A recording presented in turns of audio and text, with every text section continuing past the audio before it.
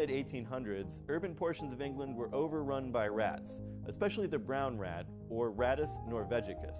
These are the same rats, in fact, that are probably residing in my woodpile right now. There were way more of them back in England than there are in Chicago right now, though, and a new profession was born. And that profession was rat catching. There were so many rats roaming the streets and infesting homes that you could actually make a pretty decent living as a rat catcher. They would hunt the alleys and sewers, sometimes even attempting to train animals like badgers to help them with their dirty deeds. And the most well-known and fearsome of these knights of the sewer was a man named Jack Black. No, not that Jack Black. He was the most famous rat catcher and mole destroyer.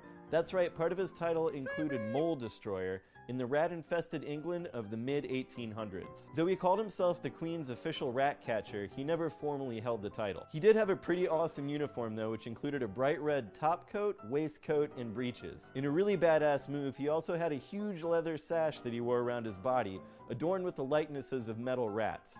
Kind of like a scary rat bandolier. Now, Jack Black didn't just crush rats and destroy moles, he also sold them. Well, the rats anyway. The moles, I assume, he just destroyed. A large portion of his captured victims went to a blood sport popular at the time called rat baiting, where men would bet on a dog killing a certain number of rats in an allotted time inside a wire cage. Beyond selling them for this grisly sport, Black also bred rats. He was particularly fascinated with different and unique variations in terms of coloration, especially the albino ones. Surprisingly enough, these specially bred rats became all the rage among the highborn Victorian women of the time. They would purchase these different breeds from Jack Black to keep as pets, sometimes even keeping and carrying them around in gilded squirrel cages. And it was even said that Queen Victoria kept some of his rats as pets in residency at Buckingham Palace.